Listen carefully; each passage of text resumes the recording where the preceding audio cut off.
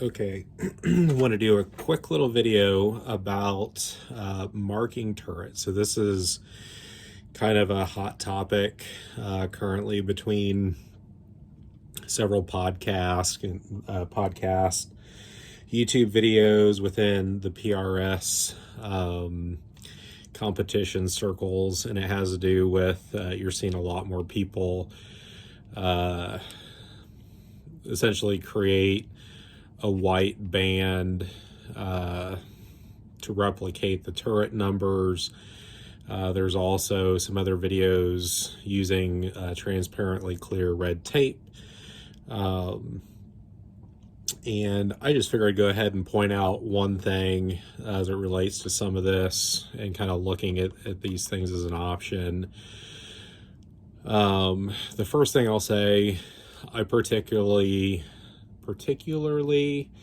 try to dial as much as I can. I've found myself in relationship to a dope card and holdovers taking as long or longer to process what I'm visually seeing as a number on the dope card and then translating it over to the turret. There's also some well-known PRS shooter training, I don't even know what you call them, classes that you can take that even notes this as far as the idea of holding versus dialing and the ability for your mind to process it. And so, I mean, there's just sometimes where time that you can, especially if you can memorize your holdovers within your reticle, but a lot of troop line that's not, I want to say more round numbers. You see round numbers a lot in NRL 22. I think they figure out distances to make the holdovers a little bit easier. But in PRS, it's pretty random, and sometimes the sequencing isn't straight troop line, kind of near to far, and vice versa. So I actually did a little bit of testing. I did like the idea, the thought that you could mark your turret. So this is kind of an advantage with the Vortex line. I know there's a few other scope manufacturers now that don't just make black scopes and black turrets. But one of the advantages with the Gen 2 and the Gen 3 is the bronze color and the fact that it's not black. So I guess I did try going to a white turret, so taking a piece of paper and then essentially taping it over with packing tape to make a dry erase surface that was on here.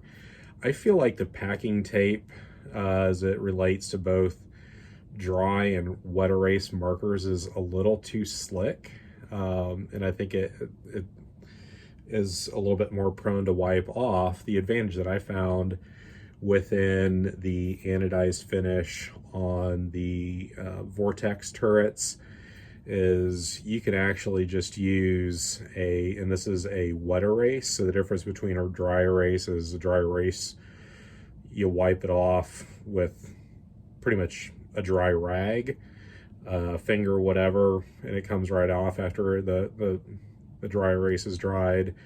This wet erase, which is like what your teacher would use in an overhead projector if you're old enough to remember when those were actually used in schools, that takes a little bit of water or liquid to create it to be wiped away. And so the idea with this is you can, mark whatever your hold spots are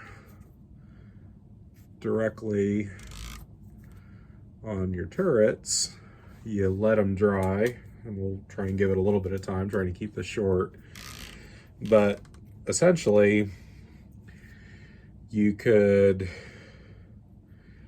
say shoot your first one at 0, turn to your first dash, shoot, your next dash, shoot, your last dash, shoot. And you don't even have to process the numbers that are on some type of dope card. It's all within your turret. And then dial back, dial back to 0, and you've made it all the way through. And so, you know, not creating more hoops for your mind to jump through. Your data is right at the thing you're going to be looking at to turn anyways. So, and then the advantage is, well, you know, with it being wet erase, I mean, you can always, like, there's enough oil in my hands that I could wipe it away. But even when kind of brushing it, the majority of it all stays there.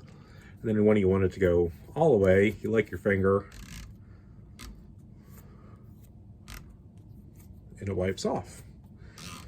And then you're back to a blank turret again. And the great thing is, there's enough non-slick surface because of the anodizing, but it still gives a surface to wipe it away. So for those of you that might be running a Vortex with a bronze finish, there's an advantage. So again, these are the Expo vis-a-vis wet erase markers. Buy them on Amazon. Only takes a couple minutes for it to dry. I mark mine right before my stage starts, and it's ready to go.